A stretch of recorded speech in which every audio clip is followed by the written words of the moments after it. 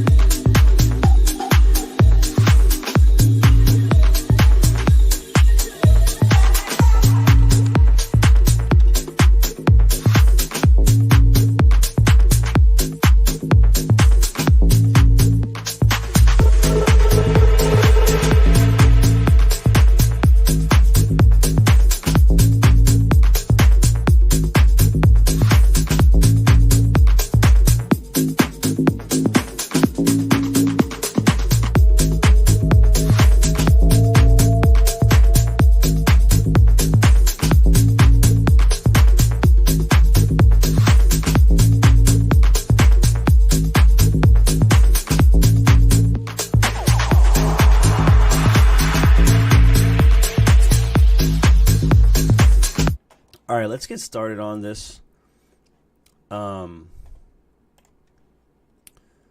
So that was Sleepy and Boo. Definitely check out the music. There's some on SoundCloud. And I believe on their website you can purchase some CDs. So if you like party music, house music, they're awesome DJs. All right, so today what we're going to talk about here on the Sunday morning show, once again, this is Face Man, your friendly neighborhood contrarian.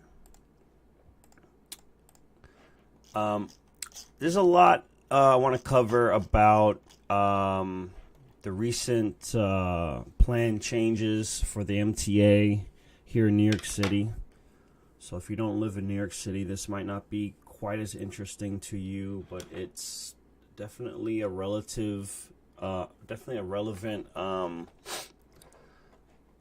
topic for me, since I live in New York City. I have to deal with this shit.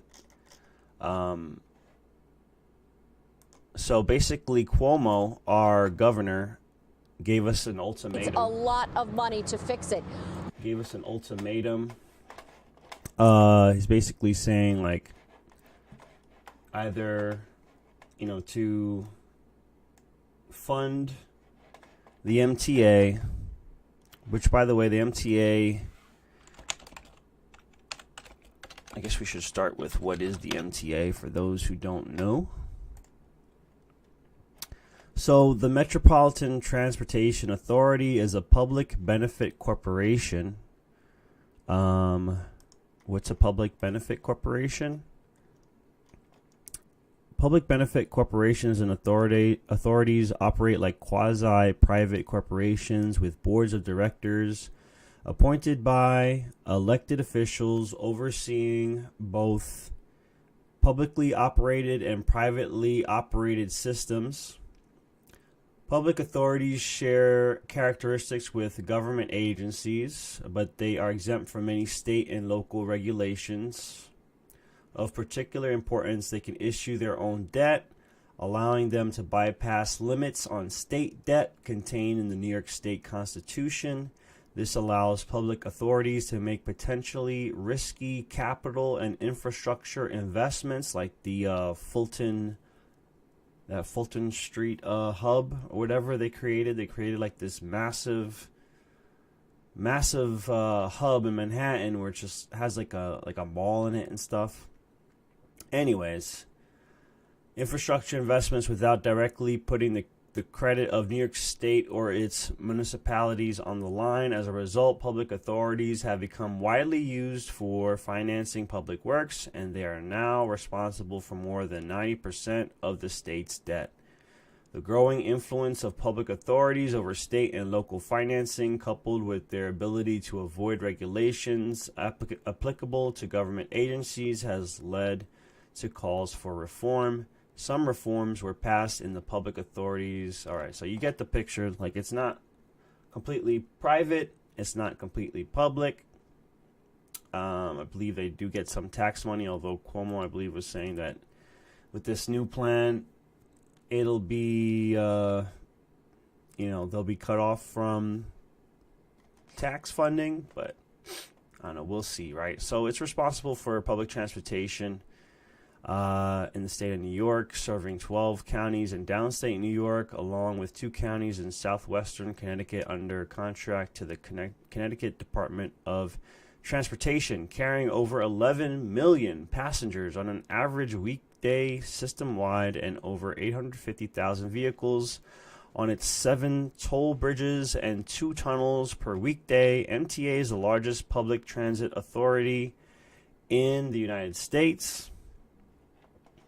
So it's this massive, massive beast of an entity. I'm just curious here. What is the annual budget of the MTA? Of course, it's not so easy to see, right? Where is it? 2019 budget. Let's see. I just want to see a quick graph.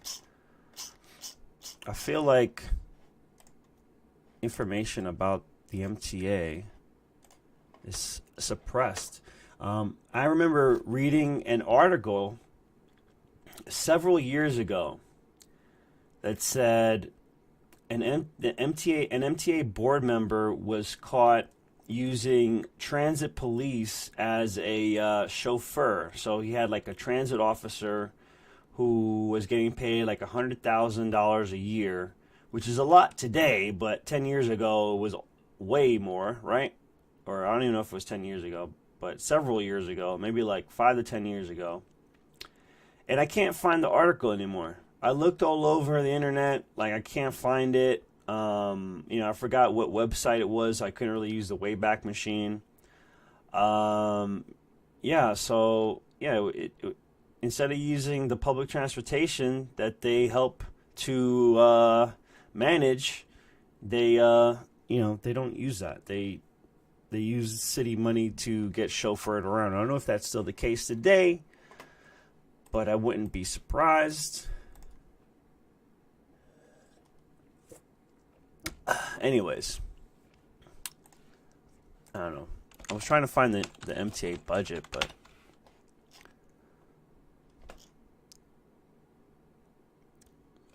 could face MTA could face $42 billion in outstanding debt by 2022. Wow. Despite the many plans in place to get the MTA back on track, problems continue, blah, blah, blah. 26-page report. I'm thinking about doing a full, investigative report on the MTA. It doesn't seem like there's enough out there that really exposes the MTA. Like when you go looking on YouTube, there really isn't that much. But let's continue on with the topic at hand here, because we could potentially be talking about this one topic the whole show. So let's just get to it. But who's going to pay up? How much? How are we going to get those people to pay up is all part of the equation on how to truly get this done. Governor Cuomo was pushing very hard for congestion pricing. He has been for a long time. Congestion pricing has been floated for more than a decade now to try to get riders who come into a certain zone in Manhattan, this time they're saying below 60th Street, to pay more, to pay an additional toll just for the privilege of being inside Manhattan. It's either that or strap hangers have to pay an extra 30% on top of what they're paying now, in addition to tolls 30%. going up and also commuter railroad prices going up. Listen in as the governor lays it out. Trump is not going to pay. The city's not going to pay. The state doesn't have the money to pay. Either the rider pays in fares and tolls, or it's congestion pricing. That is the real choice. And that's how we have to frame the choice. This is such bullshit. You only got two choices, and both of the choices put the burden on the average citizen. And what about option C, audit the MTA, because they embezzle money, okay? They waste money, all right? They're the real fucking crooks here, all right? I was talking about this on Twitter as well, and some idiot fucking replied. It was like, oh, everybody is lazy. They don't want to pay for anything. And I was like, okay, yeah, some people are like that, but you don't understand. Like the MTA, like you don't live in New York City. You don't understand that the MTA is wasting tons of money. And he tells me, oh, I lived in New York City for 2 years. I was like, yo, that's like a vacation. You don't understand what the hell is going on. You haven't done your research. So it was like one of those brain dead partisans. This one just happened to be a Republican partisan who is unable to see outside of his own ideology. And Democrats and Republicans more and more fall into that trap of only seeing through one lens. And you just assume, you're like, oh, you disagree with me. You must be a Republican. Oh, you disagree with me. You must be a Democrat. That shit's like all the time now. It's so stupid and so ignorant. Like I lose all respect for people who do that. Who are like, oh, are you a Republican? You must be a Democrat. Or you must be a Republican. How about I'm neither? And I just agree with certain things based on if they make sense or not. Whatever happened to, using common sense and your own individual critical thinking? Why is it that you got to follow what your fucking ideologues tell you, and that's how you fucking run your life, a fucking preset fucking political viewpoint? You're putting yourself in a fucking box. How many people have thought about, hey, maybe in option C, fucking audit the MTA. And we're going to be looking into more details on how they waste money further we go into this show, but I don't want to spend more than an hour on this because I could easily spend the whole show talking about this. It's A or B because there is no C. The thumbnail sketch on congestion pricing, it would start around 2021. It could be $11.52. That number might shift depending on if you're in a car or a truck or coming in during rush hour or off-peak times. As you can see, Well, $11 just to get into the city? it's not really very defined right now, and that's why legislators are having a hard time with this. They can't even talk to constituents about it because they don't have definitive numbers to lay on the table. Well, you might. So, nothing has really been set in stone yet, but they're still talking about it, it would seem. Let's see. So, fare evaders to blame for budget crisis. Let's go. Not you, Craig, but anyone out there who's watching this morning might be at fault here, at least in part, because the MTA says a lot of riders are not paying their fair share of. In fact, about 500,000 people who ride the subways or on the buses are just not paying to ride.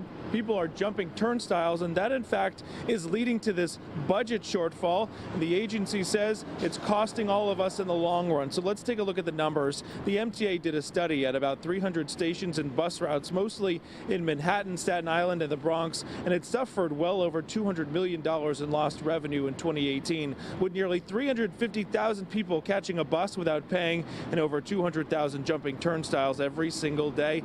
That's out of about 6 million daily riders. Those numbers just released when announcing a new round of budget cuts for the embattled agency.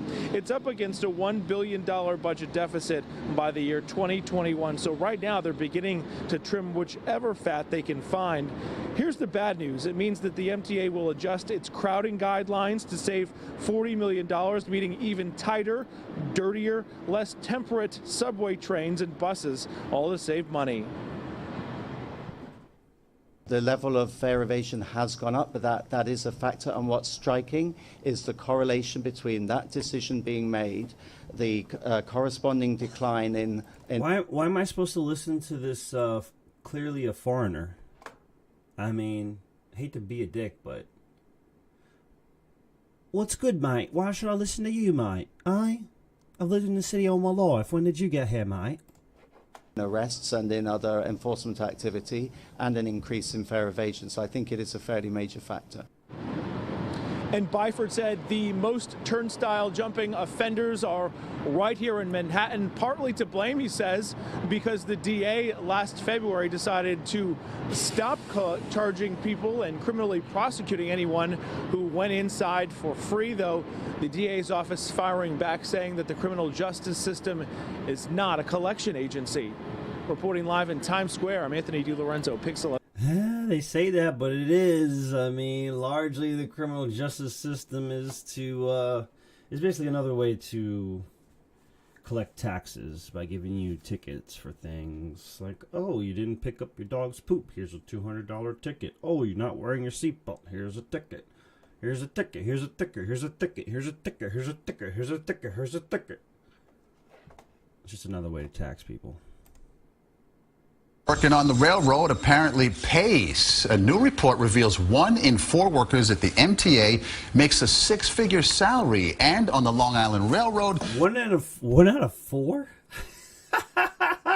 1 out of 4. 1 out of 4. Hold on, can we bring that back? Hold on a second. Hold on a second, guys. Railroad apparently pays. A new report reveals 1 in 4 workers at the MTA makes a 6-figure salary. 1 in 4 workers of the MTA makes a 6-figure salary, $100,000 or more. Really? With the service they provide? Oh my God! Listen. If you visit New York, it's hard to really understand the level of incompetence with the MTA. It's really hard to understand this. So I don't expect anyone who doesn't live in New York City to not understand it. You know, I don't expect you to understand this. I don't expect you to understand this. I've lived in this city most of my life. Other than like the 2.5 years I lived in San Antonio, Texas, I lived here in New York City. So that's over 30 years living in this city, dealing with the MTA. And on the Long Island Railroad, the percentage is even higher. CBS 2's Carolyn Gussoff reports. They're on the move. Long Island Railroad workers' salaries going up 27% last year. The average railroad worker pulled in $106,000, and 130 employees earned more than $200,000, while riders struggle with rising fares. Way too excessive for the type of work that they're doing. I mean, I wish I could make 3 figures, and I'm an attorney. That's a lot. That's ridiculous. Raking in salaries in the mid $200,000 range, track foremen, repair. Well, I mean, if you're an attorney not making 6 figures, you're doing something wrong. Airmen, signal inspectors, yard masters. Is it right? Oh my gosh. No. The MTA calls the report by the Empire Center for Public Policy flawed because salaries reflect last year's union settlements, one-time only payments for work they had done years earlier. But take away that average retroactive pay, you still have $250,000 a year railroad workers. The highest paid MTA employees, in fact, are mainly not the brass. Most of the people among the highest paid MTA employees are blue-collar workers. What about top brass with top salaries in the mid $300,000 and $400,000 range? You see how they just fucking lie to your face? It's so easy to lie. It's so easy to lie nowadays because the masses have goldfish memory. People don't remember things. Because as soon as one scandal hits, the distraction hits the next day. When BuzzFeed put out the fake story recently, saying, oh, this anonymous source, we got this anonymous source talking about the Russian collusion, Trump's going to get impeached. And then Robert Mueller comes out and debunks it, says, hey, that's a fake story. And then all of a sudden, boom, the Covington, Nathan Phillips thing becomes huge. And then that turns out to be not 100% true the way fucking the media portrayed it. So the lesson is, don't believe what the media says. Fucking at face value, you gotta research that shit and make sure it's true. Especially if they take like a 1-minute clip out of context, you know something's up. Who makes that kind of money? Corporate America of large organizations really get that kind of money. Among the highest paid union workers, MTA police. We're charged with protecting major transportation facilities, and we have to be there. There's no other way to do it aside from hiring police officers on a straight-time basis. 66 workers earned more than $100,000 in overtime due to work rule restrictions. Is the public getting ripped off? We give the public the data and say you decide. The report a big part of that is the unions, the police unions, the construction unions. It's great for them. They get benefits and things like that, but you're screwing the average person, who don't get those type of representation and those kind of benefits. Like, what the hell? Freaking $130,000 for a cop, dude, just to fucking stand around a station. That's kind of ridiculous, don't you think? I think it's pretty ridiculous. Ended as a wake-up call to those folks writing the checks, the riders and taxpayers. In Mineola, Carolyn Gussoff, CBS 2 News. And top salaries also went to Metro North workers. One machinist earned more than $300,000, including overtime. Hi, I'm Doug with another Reclaimer update. Commuters have witnessed politicians and MTA officials running New York's mass transit system off the tracks, sometimes literally. Anyone with half a brain should be hesitant to give them more money after years of mismanagement have spiraled into the summer of hell. But that's exactly what the governor, MTA chair... Oh my God, this just reminded me of what happened 1 or 2 summers ago, where this train... let me see. MTA train stuck. I couldn't breathe. Look at this? Was it this? Yeah, it was this one. This was a life and death matter. This needs to be taken extremely seriously. Michael Sharaffa was one of hundreds of frustrated, angry, sweaty subriders trapped on the stalled F train last night without power, in the dark, no air conditioning or ventilation. You do not see the sweat on our faces. Sharaffa says the train stopped in the tunnel after a power problem, trapping passengers for 45 minutes, and that it got so hot. People started to sweating. People were taking their clothes off. He says some felt faint. The doors to the train clouded with condensation and defiant messages. One passenger writing, "I will survive." Sharafo says the worst part was not receiving information from train personnel about what was happening and when it would be over. Ultimately, the train had to be pushed to the next station for passengers to exit, frantically prying at the doors to get out. Oh my God. According to the Riders Alliance, a watchdog group, delays have nearly tripled in the past 4 years. It's just getting worse. And some are pointing fingers about all this on the man in charge of the MTA. Like we did it on the 2nd Avenue subway. Governor Cuomo touting that project, but mum on subway delays. We need to ask Governor Cuomo, where are you and what are you going to finally do about this? At a labor rally today, the governor would not speak to us about the subway nor grant our interview requests. We also contacted the MTA requesting an on-camera interview to discuss the F-train trouble and what many say is an overall decline in service. The agency emailed it is looking into why customers didn't get better communication from the train crew. It was like 150 degrees in there. A train ride they won't soon forget. Scott Rappaport, CBS 2 News. That's insane. That's insane. I would have been kicking out the windows. Nah, man, you're not gonna catch me fucking dying of suffocation and heat exhaustion in a fucking train, bro. I'm gonna kick out the windows. I'm gonna break that shit open. Nah, man. No. No. I don't give a fuck. That'll be the first, after like 20 minutes, I'm like, all right, man, let's break the windows. All right, you over there, fucking like, all right, everybody got like a bat, and who got something strong to fucking knock this shit? All right, we're just gonna kick it open. All right, let's kick it like a 1, 2, 3, bang, bang, bang, yeah. Fuck that shit, man. Fuck the MTA, man.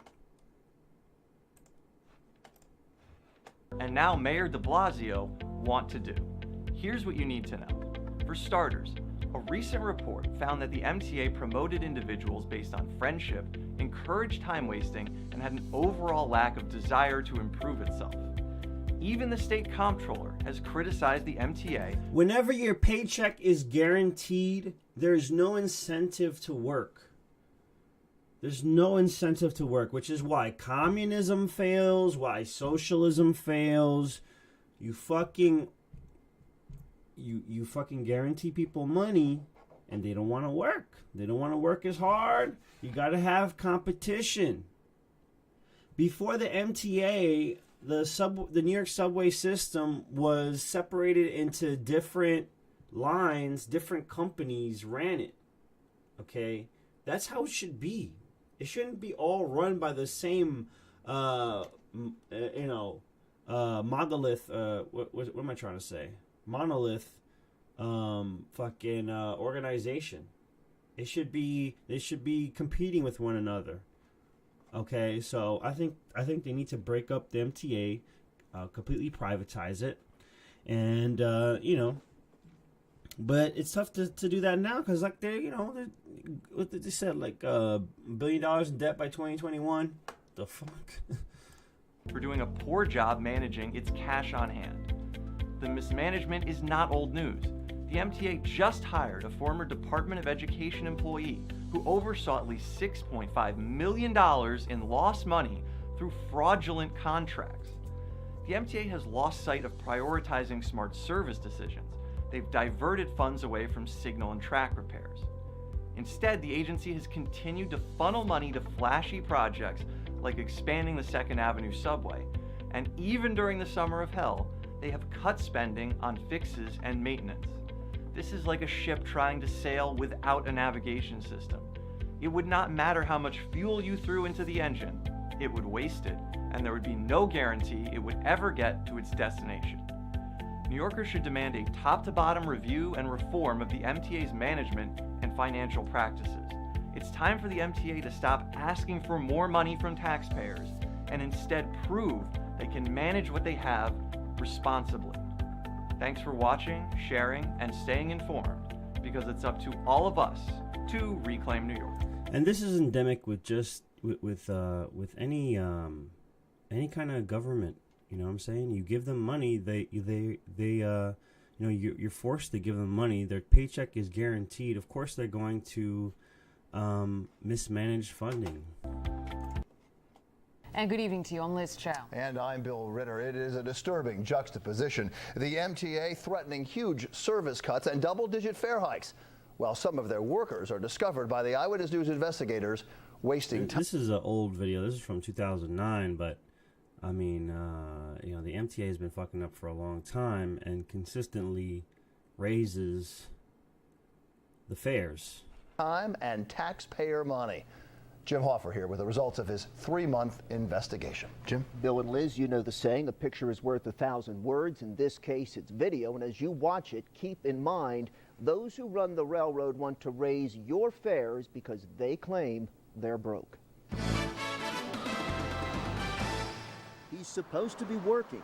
Instead, this transit track inspector is headed home after a little grocery shopping. These transit employees should be working too. Instead, they're using the MTA dump truck to drive 30 miles to a beach on Long Island to hang out, chat, and catch an ocean breeze. Other transit workers have so much free time during their 8-hour shift, they set up an outdoor gym where they can exercise at all hours of the workday. How many hours do you, on average, actually work on the track in an 8-hour shift? Typically, it's about 1 hour or 1 hour and a half actual work. Fed up with what he calls a culture of waste and abuse at a time when the MTA threatens record fare hikes, this track worker, who asked us to conceal his identity, says the problem... Wow, they were talking about $3 a ride back in 2009? It's $2.75 right now. ...starts high up. Where are the bosses? Where are the supervisors? The supervisors are there. The problem is that supervisors allow this type of behavior. That's why we've chosen not to identify individual workers. Instead, look at this pattern. This track worker signs in just before 8 a.m. A minute later, leaves, ending up at this restaurant, where he spends the next hour having a leisurely breakfast. Then it's over to a nearby park, where he reads for nearly... And if the supervisors don't give a shit, how do you expect the workers to give a shit?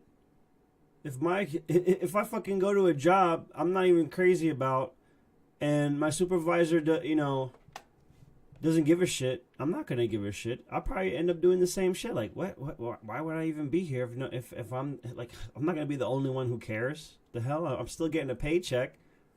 Because at the end of the day, you're thinking about yourself and your own freedom and your own free time. Like, you know, a lot of people, like working jobs they don't like. So if you don't like your job, you don't feel particularly beholden to be doing it. Which is why I like nonprofit education, because I actually like working with kids. I like doing that shit.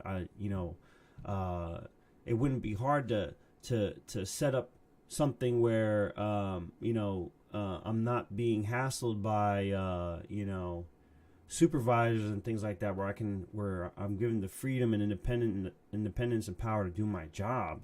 Then I would love to go to work and things like that. But if you have a fucking job like that in MTA, me personally, I wouldn't like. So I don't necessarily blame these workers. I mean, they're doing what they get.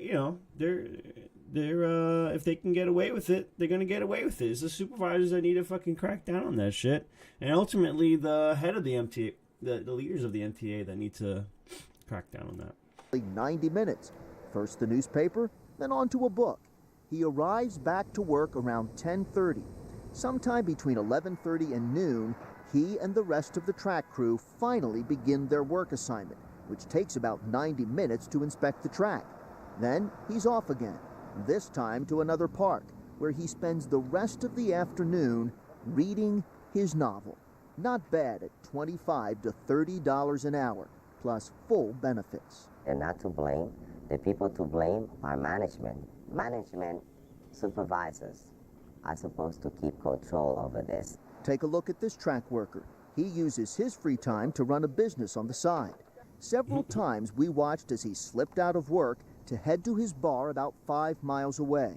Here he's entering the bar an hour after his workday begins. He stays for about 30 minutes before heading back to his real job at the subway. By early afternoon, he's back at his bar. On another day, he spends just... I mean, what can you say? He's fucking smart. He's got his side hustle. He's still getting paid at his current job. How can you blame him? How can you fucking blame him? I don't blame him. I blame the fucking leadership of the MTA, man. How do you expect any business to run properly if the management don't give a shit? If the leadership don't give a shit? How would you expect your average employee to give a shit? 15 minutes inspecting the tracks before heading off to run his bar. That same afternoon, he runs some errands, picking up cases of liquor to stock up on his inventory. On yet another day, he's at the bar by early afternoon, talking for a couple of hours before he heads back to work to clock out at the end of his shift. Technically, you work in a full-time job and you're doing part-time work. For 3 days, we tried to get New York City Transit to respond to our investigation. They declined and instead released a statement calling our findings disturbing. The agency says it did alert the Inspector General, and if our allegations prove true, they say they'll take disciplinary action, including possibly dismissal of workers and even criminal prosecution. He's back at his bar. The head of the Transport Workers Union says there's a reason why we found so many workers killing time. It's because, he says, they're not allowed on the tracks during rush hours, and their bosses want them to lay low. Transit workers are discouraged from assembling on the station platforms or in the entrances to stations out of concern that the public can easily misunderstand that and believe that they're lollygaggling and they're just idling or lounging. Hanging out in parks, lounging at the bar, passing time lifting weights, while those running the railroad threaten fare hikes. Can't we do with fewer track workers? I don't think so, and I think... And just give them more than 2 hours of work in an 8-hour day? I actually think it is very untypical, what you describe. Untypical. Tomorrow in Eyewitness News at 6, Part 2 of our investigation reveals just how typical the 2-hour workday is among track crews that we monitor. Now, if you have an issue you need investigated, please give our tip line a call at 877-TIP-NEWS. You can also email us at the.investigators@abc.com. The big question here, how widespread is this abuse and waste? Six-figure salary. Get paid a 6-figure salary for working 2 hours a day? Man, that sounds like a great job. Spoken to say it runs. Well, tonight, David Goldstein investigates lavish spending by the MTA. Hundreds of thousands of your tax dollars going to things other than transportation. He joins us now with what he found. Yeah, we found almost $250,000. Now, remember when MTA was pushing for Measure M and the previous Measure R, with that money going toward transportation upgrades? Well, we found some other places the money is going, hundreds of thousands of dollars in food and a talent show that very few people saw. The first ever talent showcase. These are MTA employees. You got to know when to hold it. Performing at a talent show for an audience of co-workers and anyone else who showed up. Even though it was done after hours, we discovered you're paying for it. We obtained receipts showing the MTA shelled out more than $20,000 last year to stage this event for employees in downtown LA, all paid for with public money. Why? That's what we asked MTA Chief Communications Officer Pauletta Tonilis. How does the talent show benefit the bus riders, the train riders? This was about employee appreciation. And that's just one small part. CBS 2 News has obtained hundreds of receipts showing the MTA spends hundreds of thousands of dollars of your money to make sure its employees are appreciated and well fed. Like $3,000 for burgers and $3,000 for hot dogs to cater a Meet Your Diversity and Economic Opportunity department, $1,600 for a sandwich buffet for a business meeting, $1,800 for the eye-opener breakfast for 140 people. Add it all up, we found more than $228,000 spent on in-house food for MTA employees. The business meeting, $1,600 for a sandwich buffet for a business meeting, $1,800 for the $1,800 for eye-opener. $1,800 for breakfast for 140 people? How much is that per person? Let me see. What? 1,800 divided by 140. It's like 12. That's like almost $13 per person.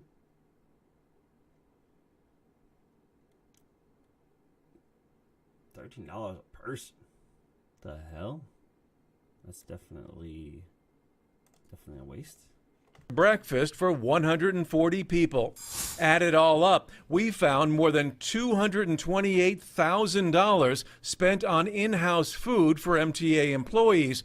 That's just from January through August of last year. 8 months, almost $250,000. It works out to an average of just over $940 a day. All this money on catering. Right. Is that right in your mind? Eric Mann is with the Bus Riders Union, a group that advocates reduced fares and better conditions on the buses and rails. The painful part is not that specific amount of money. It's what's inside the mind of a person that would say nothing but the best for me, but the poor, let them pay or let them not ride. That's the cruelty of it. MTA says some of the food is for catered meetings that go on for hours, and some, they claim, is paid for with profits from vending machines, although they never provided any proof. They do admit a majority of the receipts we found were paid for with public money, like the money generated by measures M and R. When M was overwhelmingly approved in 2016, the agency said it would fund a litany of things like improve freeway traffic flow, repair potholes.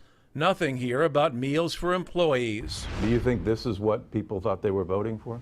I think that the people of Los Angeles County understand that employee appreciation is a part of any good company's practices. Do you really think so? I do believe that. And it's not just food. We found the MTA paid more than $15,000 last year to rent out the Orpheum Theater in downtown LA for their awards breakfast, which of course was catered. Thank you everybody for taking time out of your day to be here. And MTA board members who are elected officials are also eating well. We uncovered receipts for 55 orders of prime rib and salmon with all the fixings. That cost more than $1,500. Prime rib?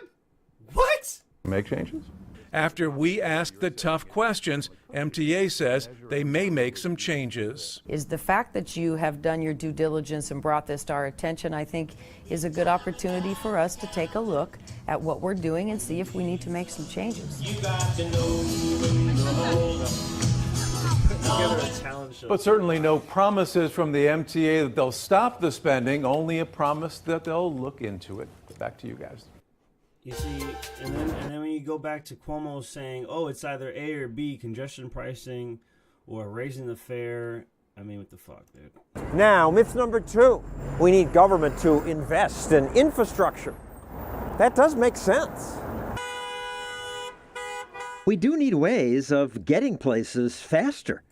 And building infrastructure does create jobs. Let's get moving. These days, politicians want to spend more on trains. The 220-mile-an-hour train that would take us from L.A. to San Fran in 2 hours and 40 minutes. Cool, except this is only a promise. The train line the politicians approved starts and ends in the boondocks, where economist Adrian Moore lives.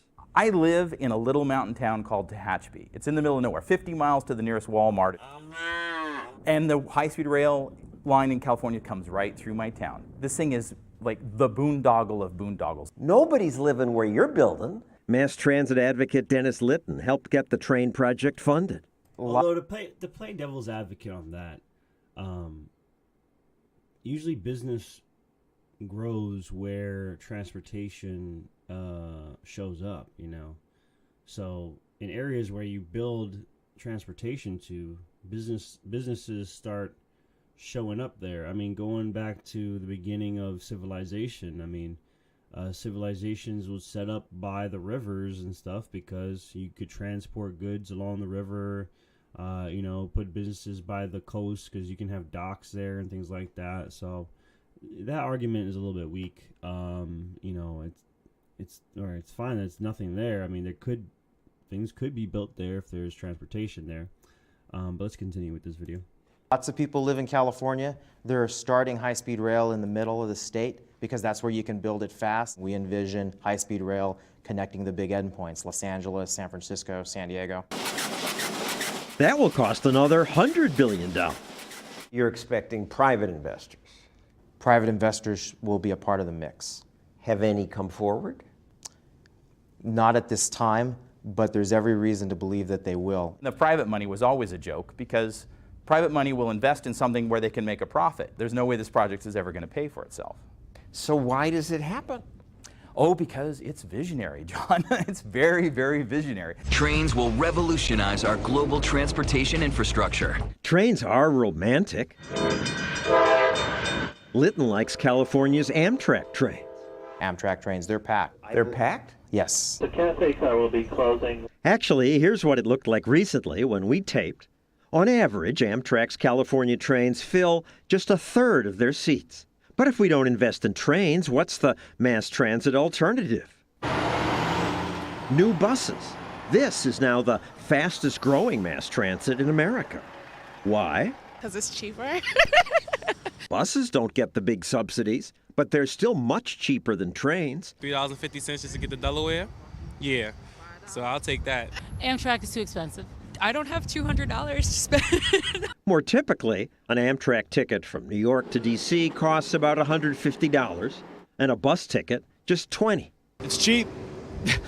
That's basically it. Also, today's buses are pleasant. They have extras like Wi-Fi. And most important, a bus can go where the people go. Trains run in straight lines, but people move every which way. Only cars and buses can change routes to follow them. They're making money and doing a better job? Yes, and growing because they're more flexible. Which raises the question, why should taxpayers lose more money on trains? People cite New York subways as a reason that government must provide infrastructure.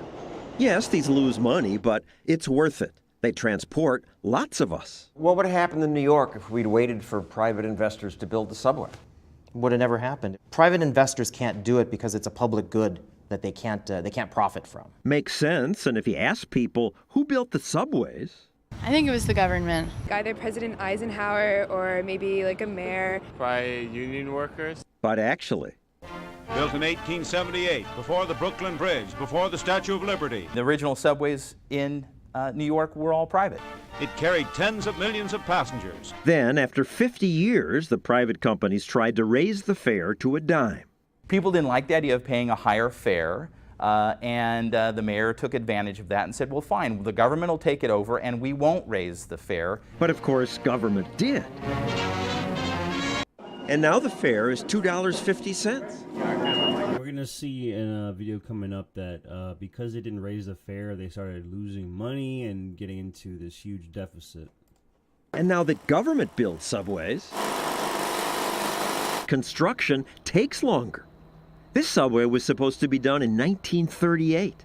Then they said 1980. Now they say 2018. It's taken so long that the subway cars built for it, which cost $1 million each, now won't be used because they no longer fit the tracks. And we no longer need the ultraviolet lights they have to kill polio germs. So private companies did it faster 150 years ago without this modern equipment. Why? Because they had competition and their own money on the line. I want to recognize up front a number of officials, elected officials. Politicians have different incentives, like sucking up to other politicians. Councilmember Jessica Lappin, Councilmember Daniel Garodnick. And government workers have time to stand around.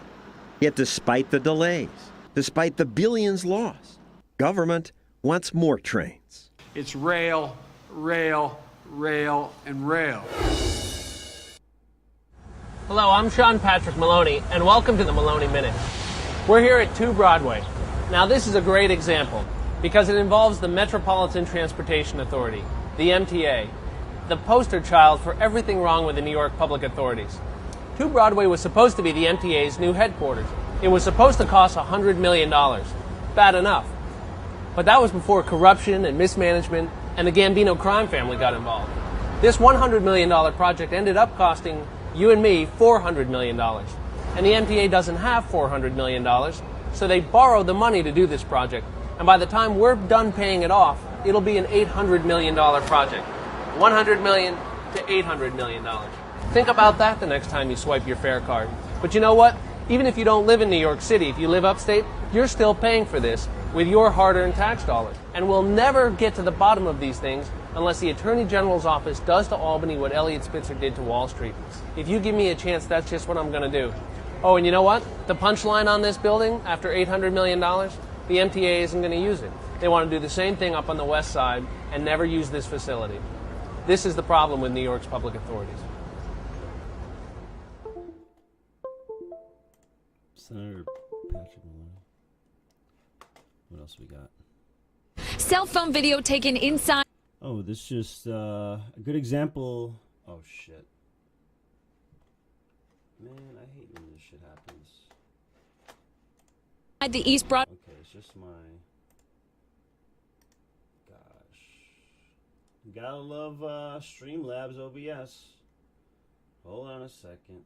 Oh god. Erg.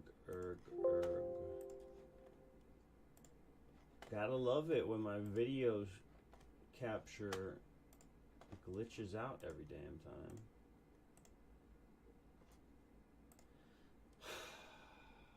Here we go. Ain't that special?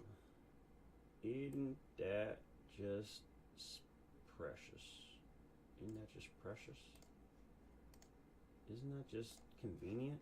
How I have to now adjust everything once again. Doesn't fail. Always happens. Fucking always happens too. Always happens. Gotta love it. Gotta love technology. Always fails. Never fails to fail. Alright. So this just shows you some more of the excellent service that the MTA provides here with the MTA police. This guy attacking these homeless guys. Broadway subway station shows police officer Syed Ali fighting off 4 homeless men with a baton, who authorities say were intoxicated. Investigators say Ali stepped in to help a woman who was being harassed by the men on the platform Sunday night. As the men continue to come at Ali, one falls onto the subway tracks. It's alarming to think about being the woman and also being the person who was drunk and attacked the officer and went on the train tracks. The officer immediately called for the trains to be stopped and the man was not injured. All 4 were arrested and taken in for psychological evaluation. Ali, an Army veteran. That just speaks to like the homeless epidemic in this city. People can't afford, they can't afford to live, man. Like, when you've got rent that's, $1,500 and up, and, you're making less than $60,000, you can't really, it's hard to really afford living out here. And was praised by police and city officials for de-escalating the situation. But some are now slamming the Manhattan District Attorney's Office for not charging the men with attacking an officer. These people need to be charged. A message needs to be sent that if you attack an officer for doing his or her job, we need to send a strong message. We have a crisis in the city. We have homeless people who are sleeping throughout our transit systems and on our streets. We reached out to the DA's office, who says the men were not arrested for attacking the officer, but instead for a non-criminal violation, which the DA's office declined to prosecute. But the head of the police office, You're afraid of getting countersued is what? Officers Union Pat Lynch called the move another example of the DA's attempt to, quote, decriminalize criminal behavior in the subways. Former Police Commissioner Bill Bratton also warned on Twitter that the failure to enforce quality of life offenses, especially in the subways, would bring back the high crime level of the 1970s and 80s. The incident is the latest in a string of subway assaults, and while police say crime is down overall citywide, transit crime is up 2.5% compared to this time last year. You know what would help? If you allowed people to arm themselves. Okay, maybe not necessarily guns, but you can't even carry a knife that's longer than like 2 inches long. So if you got people running around, strapped with their own knife and shit like that, people would be less likely to fuck with you, right? Because the criminals are gonna carry the knives anyway. They're gonna break the law. I mean, I've seen a couple years ago some kid like 16 years old or maybe younger, like openly carrying brass knuckles, which are illegal. Let me carry my brass knuckles, huh? So if I see somebody getting robbed, I could just run up behind and pop right in the fucking head. Or if somebody tries to rob me, I'll fucking have something to protect myself with. I think at least you should carry pepper spray in this city, especially if you're a woman. Pepper spray is one of the few things that's actually legal to carry to protect yourself. Tasers are illegal, so you can't even carry a taser to protect yourself. At least allow tasers, non-lethal thing. If it's legal to carry a taser, maybe people would hesitate to do things like that, to attack people, assault people. You gotta let people defend themselves. Mayor de Blasio, because the criminals will have the fucking weapons regardless. By definition, criminals do not follow the law. Duh. also chimed in online 2 days after the attack, saying acts like this will not be tolerated, and announced increased patrols around subway stations to ensure rider safety. In the Lower East Side, Natalie Duddridge, CBS 2 News. The city is awake. Across the length of its 5 boroughs, the vast stream of humanity will move. This was what a New Yorker's commute looked like in 1961. Can be seen the daily miracle that is the New York City transit system. That was then. Convenient. And this is now. Stand clear of the closing doors, please. Subway riders demanding an end to their commuting nightmare. So fed up with all the delays and cancellations that they are suing the MTA. New York subway now has the worst on-time performance of any major rapid transit system in the world. And commuters are pissed. This woman's commute has gotten so bad she's considering leaving a job she really likes. No, I got a new job. This rabbi was sent into a panic when his train stalled just before Shabbat. And then there's this guy who was... This is why I'm hesitant. This is part of the reason why I'm hesitant to get another job that is over an hour commute away, because I know the MTA is fucking unreliable. I would rather, it's like I need a job that's like one train, like I can just take one train and not have to transfer. That's the kind of setup I'm looking for right now. Stuck underground for so long, commuters saying to pass the time. Y'all gonna make me lose my mind. Up in here. It's been 2 hours. They ended up making a Facebook group. They're still in touch. Yeah. The mornings where every single line is delayed feels like cruel or arbitrary. But it really wasn't that long ago that New Yorkers would laugh at other city subway systems. 4 lines in Boston, 2 in LA, that's cute. In New York, our trains run 24/7. We have 665 miles of track, 472 stations, 27 subway lines, and almost 6 million riders every single day. Does it really have to be this way?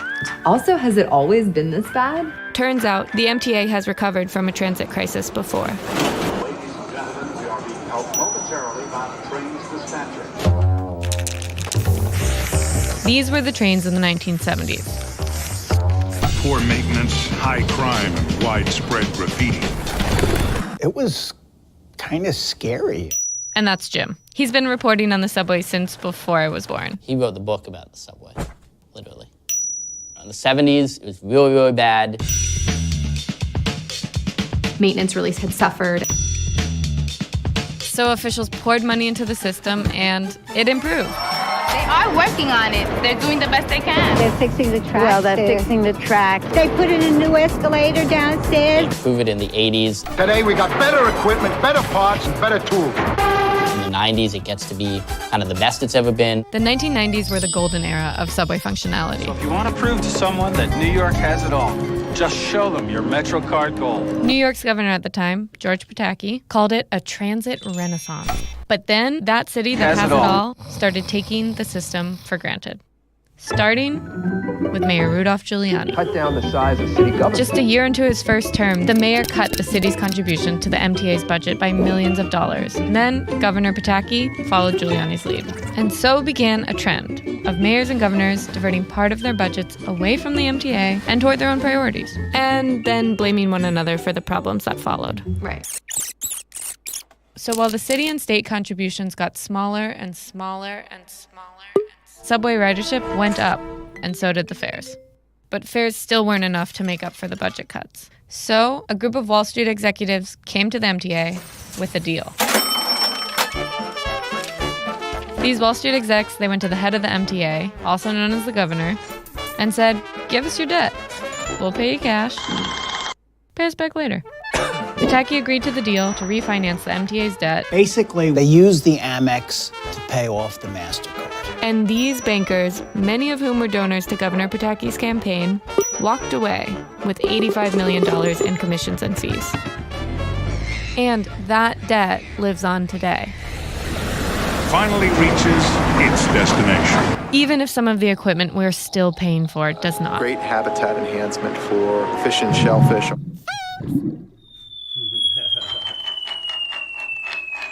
Then there was a fiscal crisis globally. That was a really big turning point for the MTA. Maintenance was withdrawn. If you're checking the cars less frequently, you're repairing the cars less frequently, then they're going to break down more frequently. So basically, the trains became slightly less reliable. But there were millions of dollars draining from the MTA's budget that could have been used for maintenance. So what happened was, this summer, Governor Cuomo's administration forced the MTA to bail out some upstate ski resorts after an unusually warm winter. So we set out to try and find out if there were a lot of other examples of the MTA being forced by the state to spend money on things that had nothing to do with the subway. And we found out about these bond issuance fees. Bond issuance fees may sound a little boring. So I hired a busker to write a song about it. Well, the MTA is underfunded and operating at a loss. And over half their capital budget is money they borrow by issuing bonds. And every time they issue a bond, they get charged a fee by the state. And it's state funding cuts that force them to issue the bonds in the first place. And in the last 15 years, the MTA has paid the state over $328 million in bond issuance fees. Whoa, whoa, whoa. Let me put it this way. The MTA brings in a lot of money. The state has used that money as a piggy bank for other priorities. The next stop is Fulton Street. Fulton Street was the pet project of a guy named Sheldon Silver. He wanted Fulton Street to be the Grand Central Station of downtown Manhattan. So construction started, the years went by, and the day of the grand opening arrived. Oh, gosh, we're way over budget. At this point, the MTA board wants to scale things back. And one of the board members, Nancy Cheval, wife of Paul McCartney, said, "We're not building cathedrals here." But the next day, Sheldon Silver demanded, "You are going to build this thing the way it was originally supposed to be built, or else I'm going to veto your capital budget."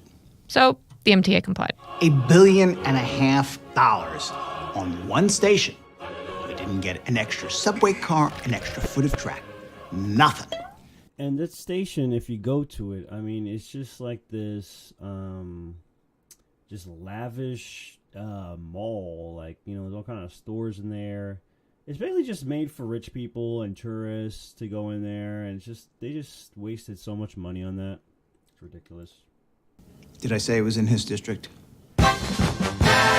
Fulton Street was just one example. These politicians really wanted to be able to have a big project. They could champion mosaics and artwork, and everything is brand new. Shiny subway station. This is exciting, right? I did this for you. Here is my gift to you. Yeah, and I feel good about that. Of course you should. You can't really do that with replacing some ancient subway signal system that people don't even know exists. No one wants to talk about the signal. Yeah, the signal system is the same one, like an analog system that they've been using since like the early 1900s. I don't think I understand how the signals even work. And neither did I. So I watched a documentary released by the MTA to learn more. People know that the system is old, but I don't think they realize just how old it is. It's not just the architecture that's 100 years old. It's a lot of the basic technology as well. We never really know where the train is. Yeah, the workers don't actually know where the trains are exactly, precisely on the tracks. They know what section they are in. So they have to keep them a safe distance apart as they go through the system. You can't just go to Best Buy and pick up something to replace this 1930s piece of equipment. New signals would mean more trains running more efficiently and closer together. But it's been 2 decades since the MTA first began its push to upgrade its signals. And so far, they've completed just one line. If you don't focus on the core needs of the system, bad things can happen. LSA shut down, by the way. The train getting shut down for repairs in the tunnel. That's the only one they freaking fixed the signals. They updated the signals on the one line. They're gonna fucking, oh my god, that's gonna be like, people aren't gonna be using that shit anymore. Trains were not as well taken care of. The signal system deteriorated, and there was very little margin for error. And then that margin gets even smaller with Hurricane Sandy. The worst disaster in the history of the subway system. So this is the part of the story where all of those bad decisions of the past really start wreaking havoc. The MTA is openly violating its own safety directive. A tunnel wall in Brooklyn collapses onto the track. We just boarded the rescue train. There have been 22 derailments. Overcrowding is definitely a problem, but the MTA can't blame everything on overcrowding. The issue is there's not one person to blame. There's been a lot of back and forth between the governor and the mayor. Blame everybody who has been in power in New York in the past 25 years. A train careens off the tracks in Harlem, injuring 34 people. And in summer of 2017, the waiting and crowding and derailments reach a breaking point. And at long last, Governor Cuomo declares a state of emergency. I mean, there is some light at the end of the tunnel. No pun intended. I actually did not intend that pun. You know, there are some signs that politicians are now taking the maintenance of the subway system seriously. Elected leaders are finally expected to come out with a plan to pay for the MTA. And I think there's a consensus they can't just rely on debt anymore. I believe in you, Subway. But you gotta get it together. We want to do this. We need to do this.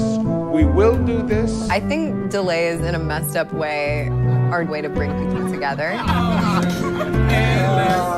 There's no New York City without the subways. I regard it as the great public commons of New York. Yeah, it's good. Nice meeting all of you. They ride together, and in this journey can be seen the daily miracle that is the New York City transit system, upon which the very existence of the city and its people depend.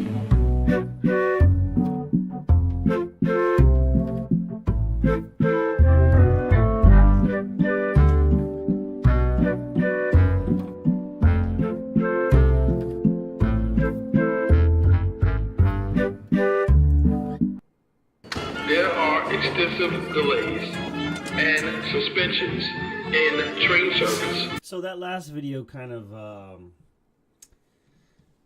seemed to point the finger at the government for not funding it enough. But as we talked about earlier in today's show, they should have just kept all the train lines private. Competition increases innovation. when you have only your own money to worry about, your own income to worry about, you don't have a fixed income, you have more of an incentive to do a good job, to keep getting paid. You can't expect people to want to pay for something that is shit, especially when they're being forced to do that, essentially. Because what other option do you have in New York City other than the MTA? You just have like Ubers and Lyfts, and they regulate that heavily so that people don't rely on that so much. If they didn't regulate that so much, people would be using Ubers and Lyfts more, and there'd be less strain on the subway system. I mean, just in general, there's just way too many people in New York City as it is. I would love to escape again to a city where, I can actually afford to, have, start my own family, have my own house and things like that. The trouble is, you need money to fucking move places, and, I don't have a car anymore. I only had a car for like a couple years in Texas.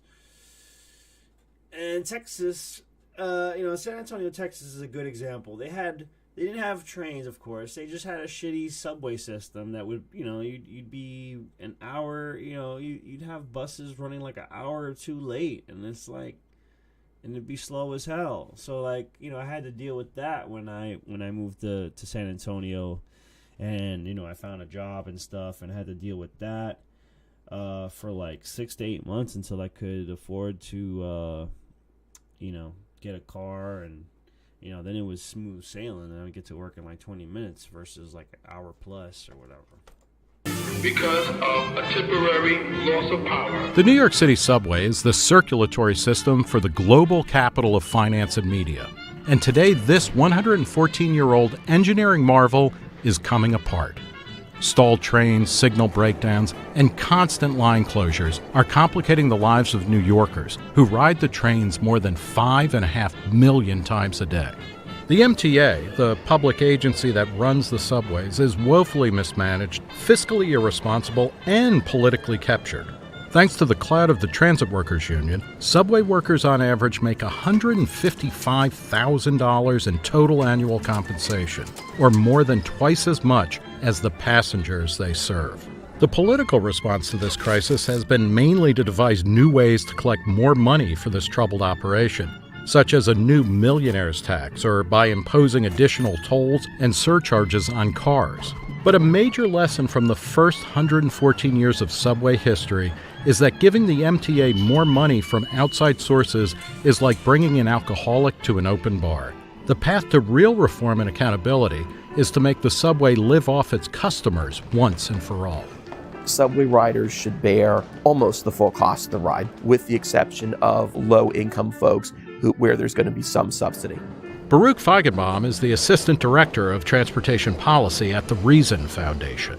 A fare in New York City is a couple bucks and change. What would it be if it was more fully accounted? So during rush hours, it would probably be at least $5 one way, and probably up to 8 or maybe even 10 based on how far the person is traveling. We charge what it takes to cover the cost, and then for folks who need the service, they would get a voucher or some sort of other discount so they can use it. We're not trying to subsidize upper middle class folks here. One of the arguments against that is it's going to decrease economic activity overall, because there is a positive externality to subsidizing people to come into Manhattan from the boroughs. I really don't think $8 or $10 even is that much when you consider some of the other challenges in New York, and people still live there. And the center of everything does not have to be Manhattan. Is that the limit of transit policy, that people ride and pay the full cost? That is the most efficient system. It's also the best system for the rider, because if the rider is the one paying the cost, then the transit agency is serving the rider. If Albany is bailing out the transit system, it's going to be whatever Albany wants. Lately, whatever Albany wants has included budget items big and small that don't have any impact on service and reliability.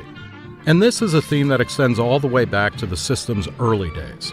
The subway's troubles are deeply rooted in the decline of the fare as its primary revenue source.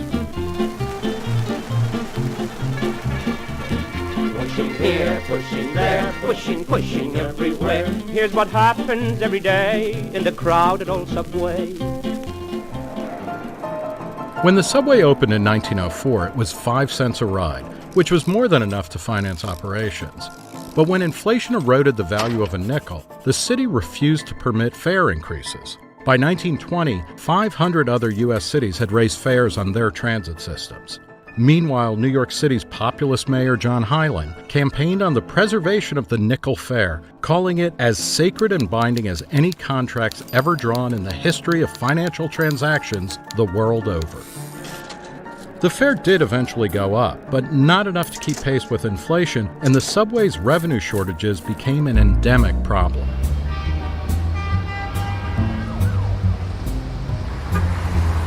Decades later, the city and state discovered a new way to plug up the shortfall, forcing drivers to pay for transit.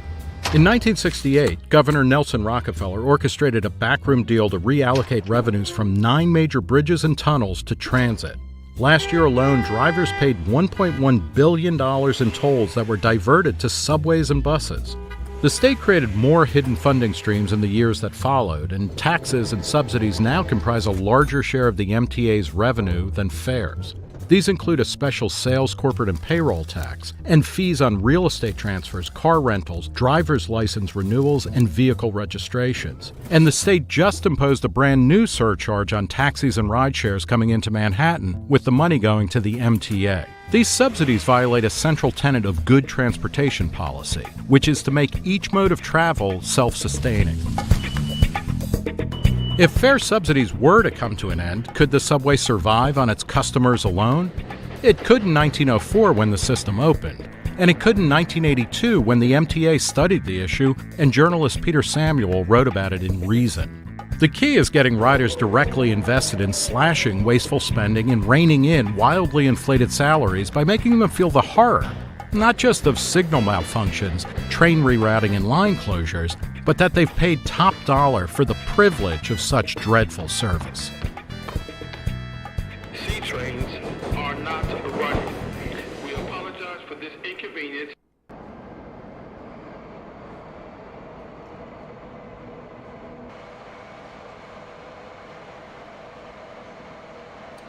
Oh, another multi-billion-dollar project they're working on? Interesting. I wonder how many decades. Well, the East Side Access Project is it's a complex project, but mainly it's a new 8-track railroad terminal for the Long Island Railroad in the basement of what we know as Grand Central Station.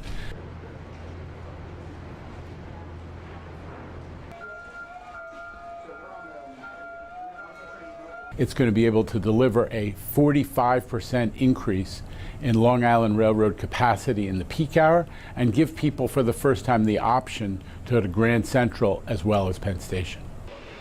So $11 billion they're spending on this shit, and they still haven't fixed the signal. So, you know what I mean?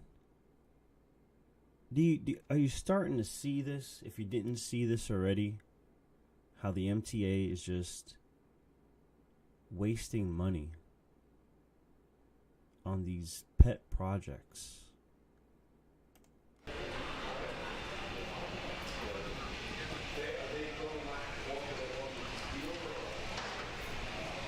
The biggest challenges were ones, first of all, we're talking about the scale of the project. It runs over such a huge area from Queens under the river into Midtown Manhattan, down Park Avenue. That's, those are huge challenges.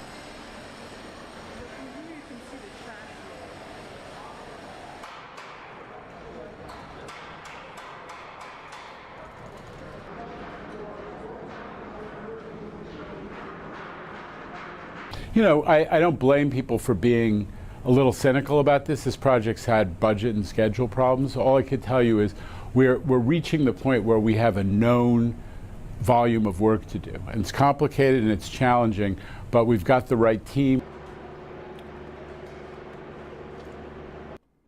Elections have consequences, and the people of New York City learned. So we're touching on this topic real quick.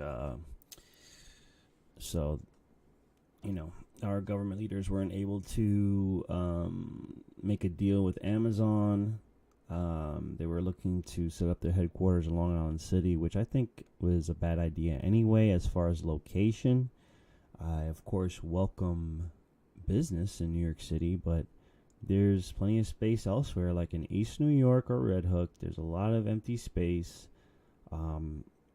If I was working on this deal with Amazon, if I was in the local government, I would be like, hey, why don't you set up your office in East New York, near like the Gateway Mall. There's like all kinds of space there, and then have them make a deal where they can subsidize transportation, maybe along the Belt Parkway.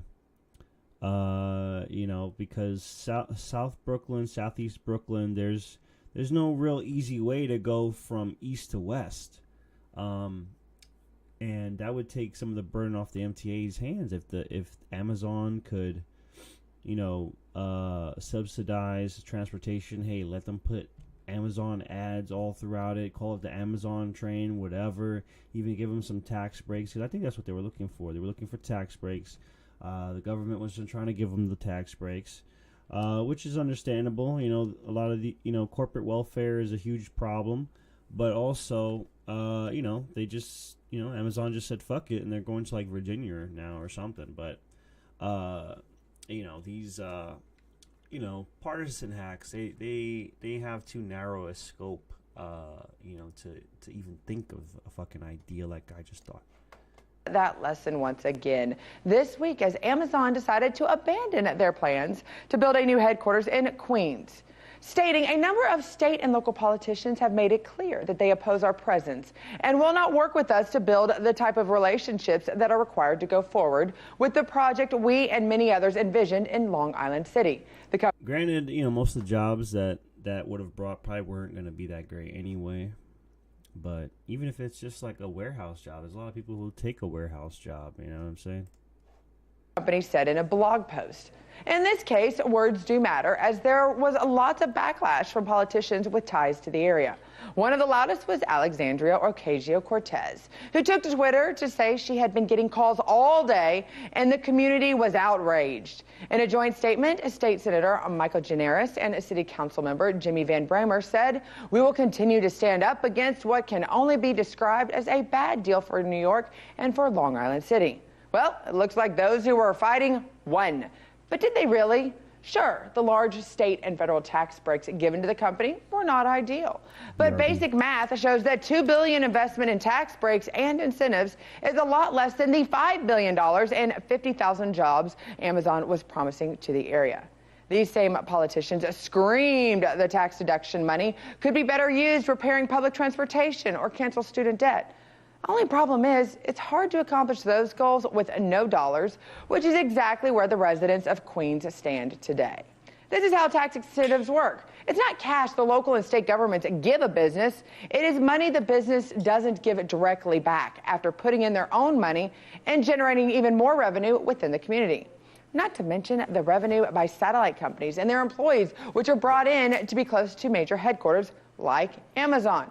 But guess what? All of that is also taxed. It's called domino economics, and something those protesting the Amazon decision maybe didn't calculate right. Or maybe they did, as they know a change in the landscape of their districts might also mean a change in their constituency, and they might ultimately want a change in the representation. They don't have to worry about that now. So on a sad day for Queens, that means it's going to be a happy day for the other two headquarters in Arlington, Virginia and Nashville, Tennessee, who up until now have been pretty celebratory about the opportunities Amazon will be bringing to their community and are already hoping New York... I really want to check out Tennessee because particularly Chattanooga, because it's one of those cities that are becoming more and more technologically advanced. Like they got fiber optic running through that whole city. And it's probably a lot more affordable to live there. Let me see. Chattanooga cost of living. I need to do some research on Chattanooga. Look at that. Dude, a house in Chattanooga? 140,000? What was the average income? Its average income is pretty low, though. Huh. I gotta look into that. Anyways. New York's loss will be their even bigger gain. Well, that's unless the politicians get involved. Hey YouTube, thanks for checking out our channel. I gotta take a shiza.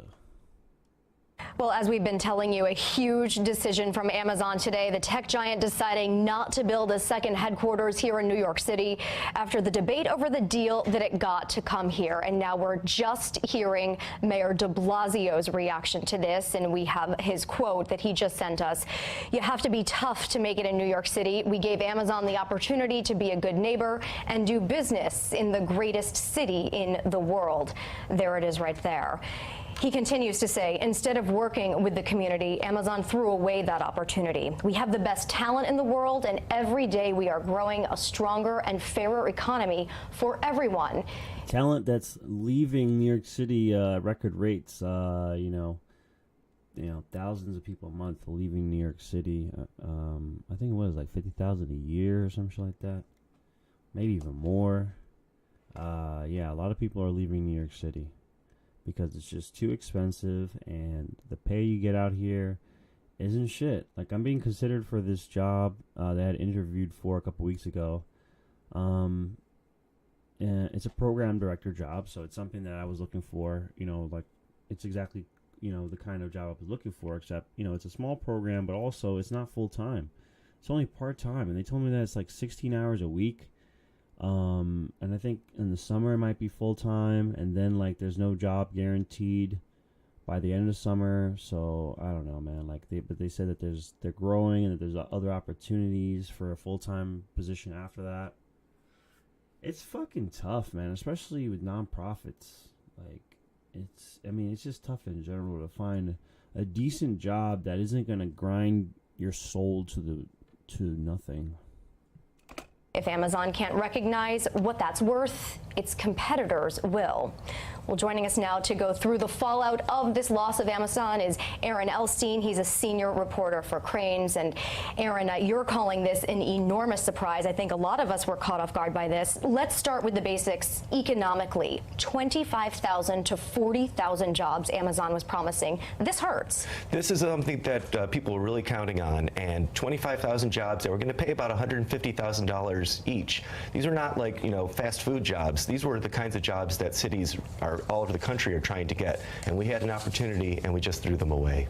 So we have seen opposition to big business in the past, where a big company is coming and you see the rallies and you see the protest against it. Did you think in this case Amazon would be the type of company? Here's what probably happened is that whoever was in charge of dealing with Amazon, whoever it was in the government, whether it was, I don't know, the Congress people, the mayor, or whatever, they probably made like some stern demand, and because they're fucking career politicians and don't know business, don't know how to negotiate, they, probably didn't give Amazon a lot of options. They probably were just like, oh, well, Amazon, you're going to have to pay like X amount in taxes, and like, it's this or nothing. I would have been like, yo, here's option A, B, C, D, E, and F. We're going to work this out. Don't even worry about it. We're going to figure it out. Something that's best for everybody. Let's make a win-win situation. We need the jobs. We got the people here to work the jobs. Like, a lot of people ready to bust their ass for you. Just, let's set it up right. But, idiots like Ocasio-Cortez, they don't have business experience. She was a fucking bartender. What the fuck does she know about business? What does she know about negotiation? She doesn't know shit. And neither does de Blasio and fucking Cuomo. They just used to strong-arming people and getting the fucking mafia to fucking strong-arm people, and fucking unions and shit to strong-arm people. That's what career politicians are good at, strong-arming people into doing shit, not fucking negotiation. To weather that storm? I thought they would. They're an enormous company. They've dealt with public relations problems before. I thought they would weather this storm. But what's different now from before is Alexandria Ocasio-Cortez. She was the first person to raise opposition to this deal when it was announced in November. And while she wasn't going to city... It's crazy because she is not qualified for her job, Ocasio-Cortez, okay? She's a fucking dumb idiot, okay? So much shit she says, just fucking retarded, dude. The Green New Deal is fucking retarded. Check out the video from last week's show. We break down the Green New Deal. She might have good intentions of like, you know, equity and things like that, but her ideas are not realistic. And it's dangerous because so many people follow her, so many people believe in her because she's non-white, she's female, and she's hot. Those are the only reasons why she has a fucking big following. Her policies, her idea, her political stance, her viewpoints are garbage, are complete trash. And it's really dangerous to have so many people believe in that, because that's, you know, following her fucking style of politics is just going to make our governments fucking bankrupt.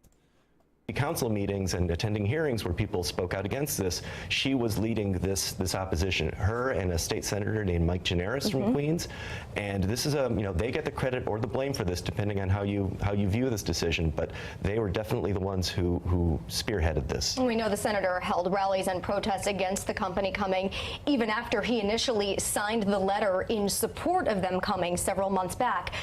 How do they explain this to their constituents, that we just lost out on 40,000 jobs over the next several years? Well, they would cast this as a victory, that this is a big defeat to big business. It can't just come to New York and, you know, do what it wants, that we have, you know, they would see this as a victory. I don't think the governor or the mayor quite see it that way. They made a commitment to Amazon. They offered them some tax incentives, not cash, but some discounts on their taxes. And now their commitments, you know, they couldn't deliver on them. So this sends a message to other companies that are thinking about coming to New York. Do you really want to come here and put up with all the hassle? And by the way, the promises that are made to you may not be kept. Yeah, that was my next question. Is New York City now seen as hostile to businesses who want to set up shop here? I think so, yes. Certainly today and for a while, this will be remembered. This was if you remember what a long beauty contest there was for where is Amazon going to go? Where are they going to go? And they decided Northern Virginia and then New York City. Well, now they're going to spend their time and money in Northern Virginia and Nashville, Tennessee, not so much in New York City. You're absolutely right. There was a lot of fanfare about them coming here. We are still waiting to hear exactly what Governor Andrew Cuomo has to say about this. The company was very thankful to Mayor de Blasio and Andrew Cuomo, but again said we need to be in a place where we are welcomed and that the local leaders are willing to work with us, and that did not happen with Amazon in New York City. 3 months of them getting yelled at, basically, after, you know, sort of like, hey neighbor, welcome here, and now let's yell at you. Never mind. They sort of said we don't need that. We can go somewhere else. All right, Aaron Elstein, thank you so much for your perspective on this. My Good pleasure. to have you here. I think it's the last video. Investigating for. So this news just broke like within the past couple of days. Trump will sign the government funding deal and declare national emergency. By the way, the deal that passed through Congress that most of the Congress people did not read because you know, they were given the 1,000 plus page bill just a couple days before the vote was supposed to go in. So how the hell do you read 1,000 plus pages in a couple days? I mean, like, that's as long as like Atlas Shrugged. Can you read Atlas Shrugged in a day or two? No. I read Atlas Shrugged. I didn't even finish it because there was like 100 pages left, and it was like this boring ass conclusion scene that like just reiterated everything from the previous 900 pages. So I was like, I had to fucking hard quit on that one. But you know what I'm saying? It's ridiculous, and this happens all the time. This is very common in Congress to get a bill like the Obamacare. You know, it's that stupid ass saying of pass it so you know what's in it. And they had time to extend it. You know, they could have done another temporary measure to delay the shutdown. And, you know, just give them a week. Give them a solid week.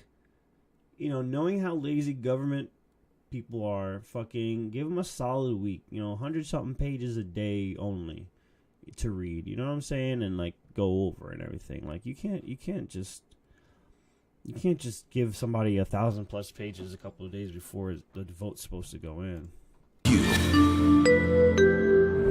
This is News 4 Tucson, live at 4. Breaking developments in Washington over the spending deal to avert a government shutdown. The White House says President Trump will sign the bipartisan bill and will also declare a national emergency at the southern border. Kristen Holmes has the very latest from Washington. Today, the Senate beginning with a simple prayer. Let's all pray that the president will have wisdom to sign the bill so the government doesn't shut down.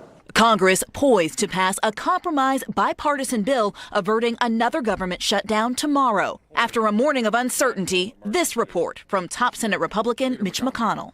I've just had an opportunity to speak with President Trump, and he, I would say to all my colleagues, has indicated he's prepared to sign the bill. He will also be issuing a national emergency declaration at the same time. Soon after, the Senate voting to pass the bill. The yeas are 83, nays are 16. It would allow nearly $1.4 billion for a border barrier and 55 miles of new fencing, but no concrete wall.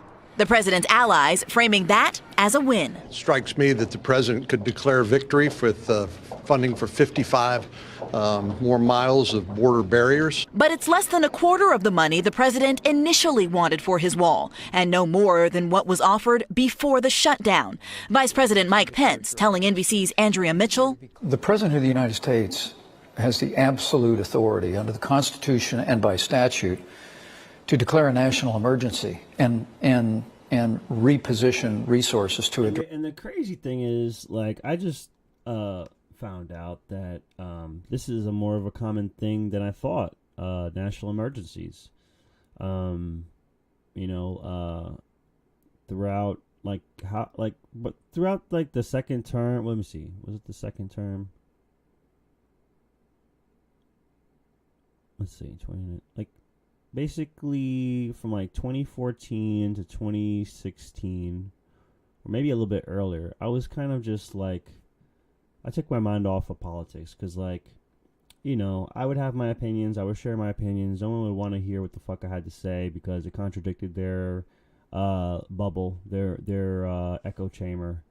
So I kind of just stood away from, and it wasn't making music, so I wasn't really giving myself a venue to comment on it. But now I'm more paying attention to news again and commenting on it. And I didn't realize that Obama had 13 national emergencies or something like this. But this is probably the most publicized national emergency at this point because, the liberal media, of course, are going to make a huge deal about it because, it's Trump doing that. I mean, if Trump picks his nose, it's a huge scandal. So, not to say that he's a fucking angel, but it's kind of ridiculous, the bias and the partisanship that goes on in this country. People just don't know how to think for themselves. Don't know how to critically think, don't know how to separate party from policy. Yeah, but anyways, go ahead. Address that. Democrats considering a legal challenge. We will review our options. We'll be prepared to respond appropriately to it. Sarah Sanders says the White House is very prepared for legal challenges, adding, but there should not be any. And Republicans have been split on this. Some were urging the president to declare a national emergency, while others were hoping he would decide against it. Blaine Alexander, NBC News, Washington. This kind of just sets the precedent for, because there's been a lot of tweets now of what the Congresswoman Omar said, our next president should have a national emergency about climate change. That would be crazy because, that's going to involve taxing everything up to the air we exhale because we exhale carbon dioxide. So carbon tax has been talked about for years now because that's a way to extort more money out of people. With the clock ticking towards a shutdown, Republicans and Democrats... So here's what's supposedly in the bill in this 2-minute video from Washington Post, which isn't exactly the most reliable news agency, but, we at least can get some information from this. ...struck a deal to set the 2019 budgets for 9 departments and about a dozen federal agencies, including, most contentiously, the Department of Homeland Security. So what exactly is in the $324 billion, 1,159-page legislation? And what's not? The bill allocates $49.4 billion for the Homeland Security Department, up $1.7 billion from 2018. Within that is about $23 billion for Immigrations and Customs Enforcement and the Customs and Border Protection Agency. It includes $1.375 billion for We need to cut spending. These three-letter agencies need to get fucking axed, audited, or severely defunded, my friendos, or else, come on now, we're now $22 trillion in debt. Okay, if the government spent nothing of our tax money, it would still take 7 to 10 years to pay off the debt. And you know that'll never happen. You know that government will never not spend. So how long will it take to pay down the debt if we keep adding more and more debt? I mean, when's it going to stop? When it gets to 50 trillion? When it gets to 100 trillion? And this is the number one security threat in our country is our debt, because China buys up our debt. They buy up real estate. They buy up all kinds of stuff. I mean, we're practically owned by China. Not to mention that the debt, you know, if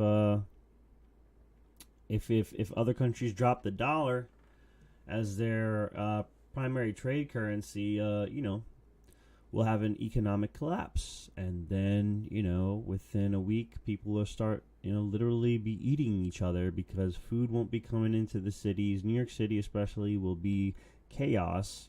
You know, people will be warring with each other, killing each other, eating each other.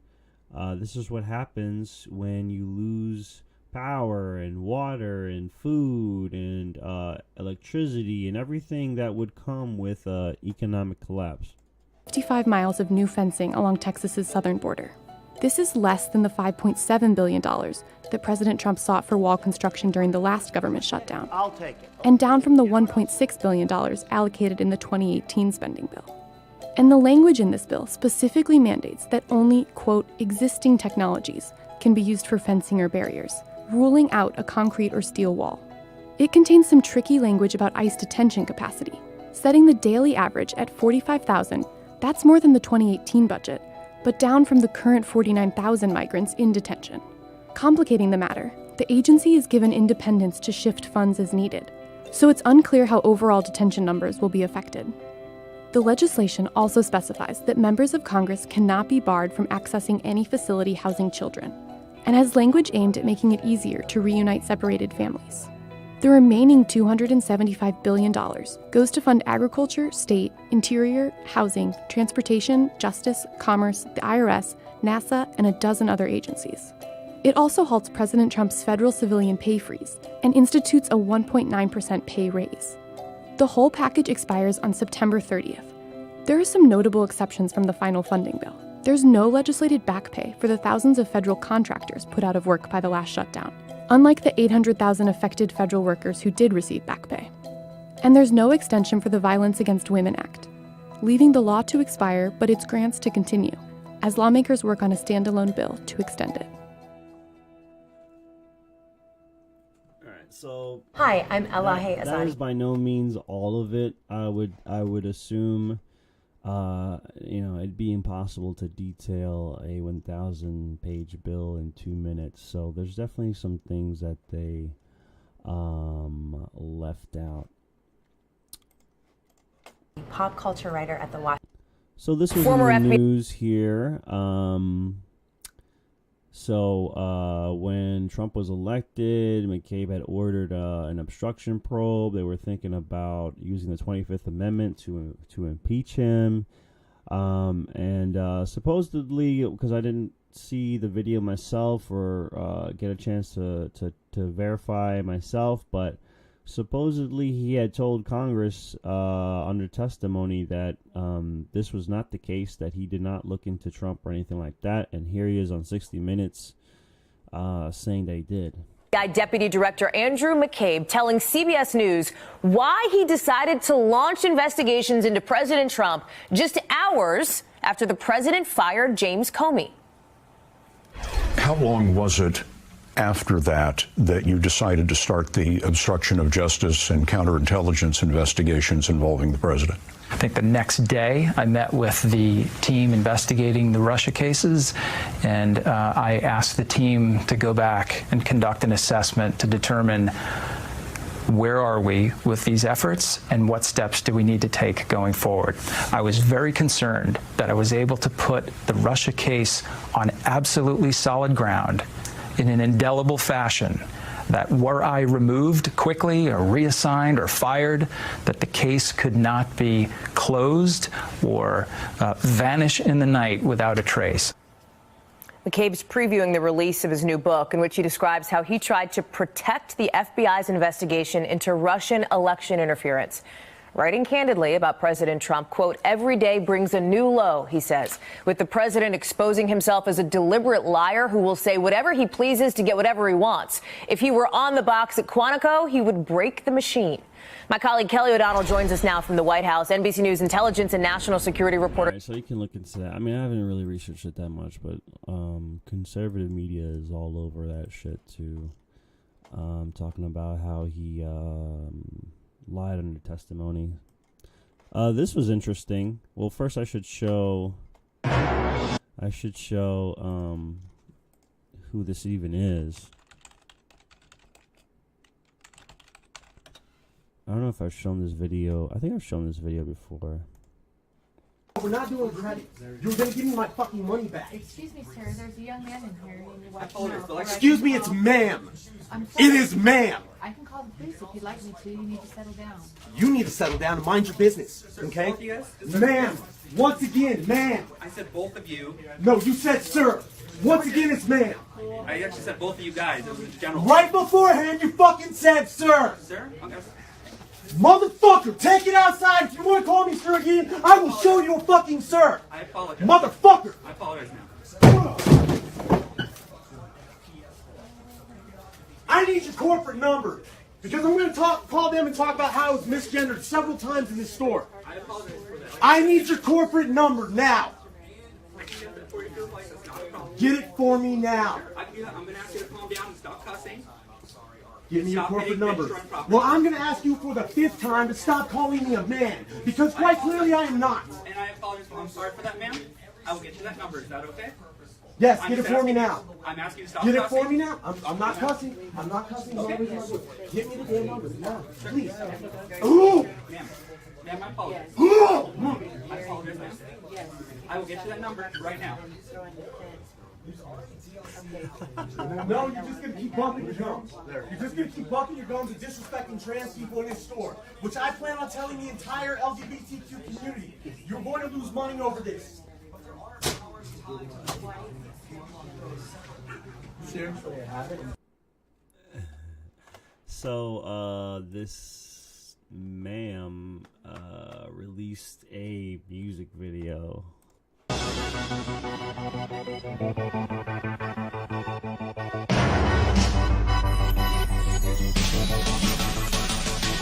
Y'all bigots and critics, I got a thing or two to say to you, so give this chick a minute.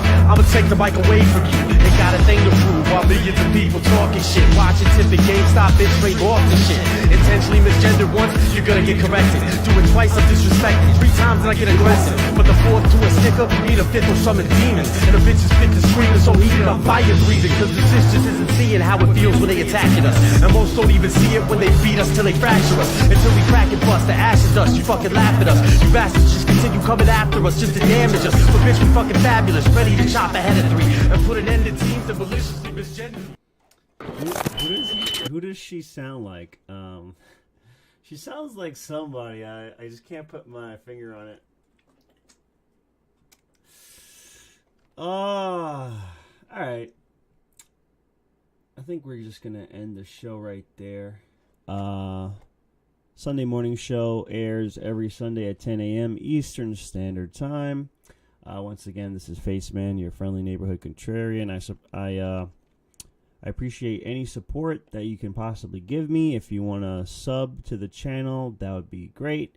If you want to, when you see this on YouTube, if you can like it.